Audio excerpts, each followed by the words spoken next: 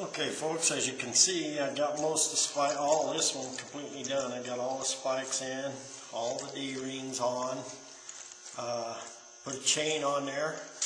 I'm going to show you how to do that next. I like to use these style of D-rings for the chain because they're easier to work with when you deal with that. I had to throw in a different colored D-ring here because I ran out of these black ones, but it's towards the top, and with that one it'll be alright.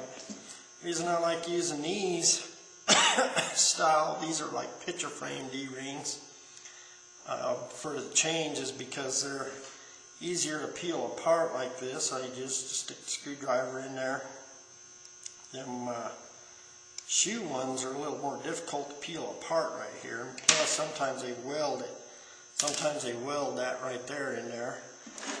Got my trusty little vice grips here. Just clamp onto that a little bit. Take the old needle nose pliers and spread that apart just enough to get that chain in there. Now these chains you can buy at Home Depot or Lowe's or your craft stores or whatever. I buy mine at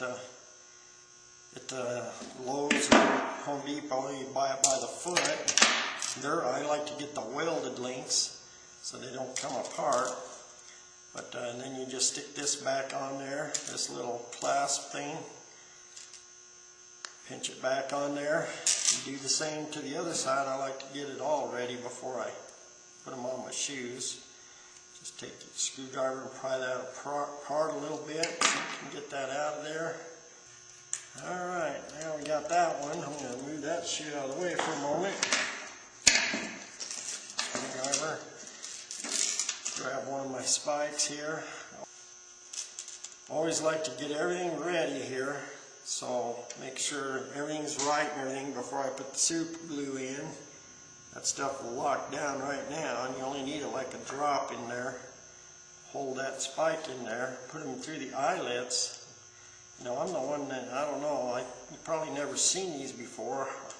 I think I'm the first one that's ever done the spikes with the D-rings and the eye holes, but seems to be a pretty popular request. I've had kids come back and buy more and more off eBay in the past, but just make sure, I always like to kind of make sure these are aiming down for the chain. Kind of being difficult here, wants to twist on me. Just bring that back around over here. Same here, take another spike.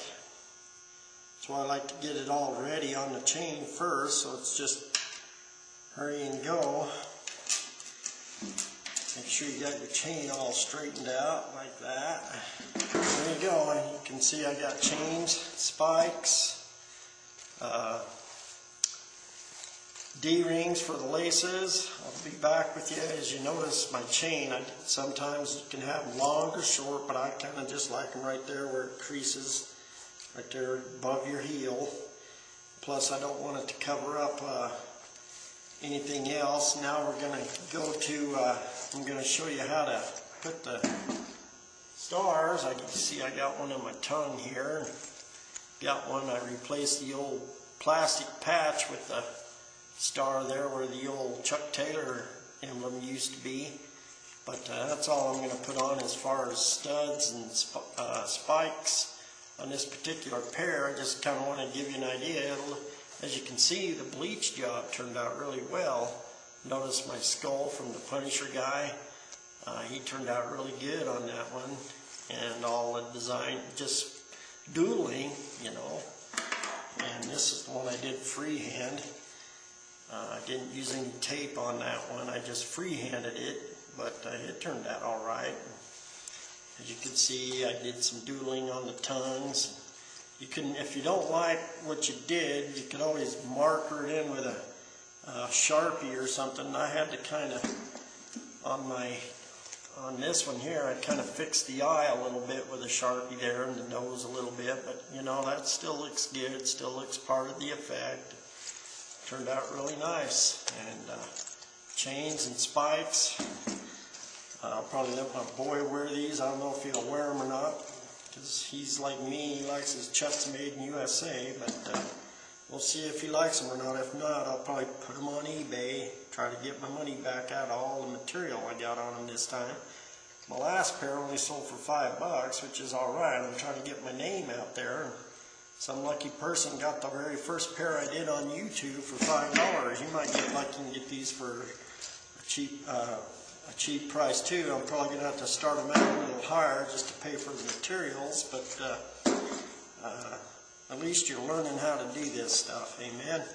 Alright, I'll be back, and we'll put some stars and stuff in there. I'll put stars on instead today.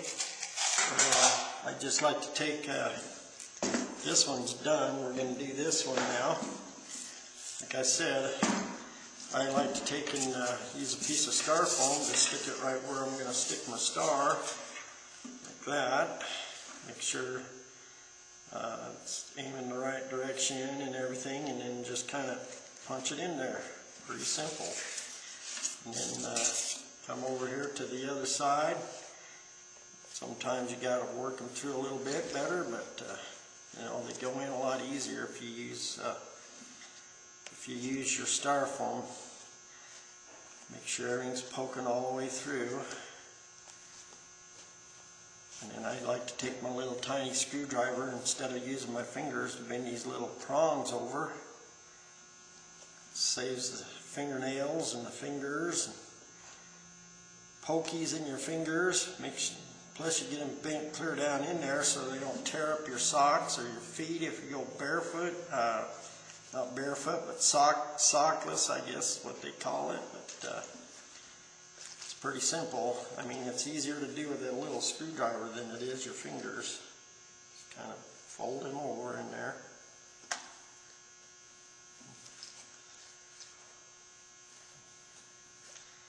There we go, we got that one.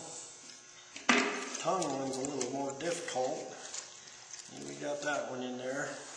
That's why I like using my piece of styrofoam. Stick it up in there, kind of gives you something solid to work against there. Take your star, aim in the direction you want it to. Personally, I don't like upside down stars. I'm a pastor, remember? But just kind of work that in there. Your finger, that gives you a good start. Come over here, make sure you finish poking all the way through. Taking a screwdriver and start folding these things down. Tongue's a little difficult when you go clear down there at the bottom like that. It's kind of hard to get to everything, so you just got to be careful you don't hurt yourself, and make sure the prongs are sticking all the way out. But with a little screwdriver, it makes the job a lot easier. A little screwdriver and a little piece of styrofoam. And you just bend over. When you use a screwdriver, you can kind of roll them in there so they're good and tight, and you won't snag on anything. There you go. We got a star on the tongue, spikes, chain, and a bleach pin job on a pair of Chinese black mono. Now remember, the black mono pair, they fade. When you bleach them, they turn that reddish color, orange, instead of white like the older ones. And I don't know, I've never tried the black and white pair yet. I guess that could be a new project for later on. But we'll dress these up and take some pictures and let you look at them and give you some ideas. Thank you for watching our show. God bless you, and I hope to see you again.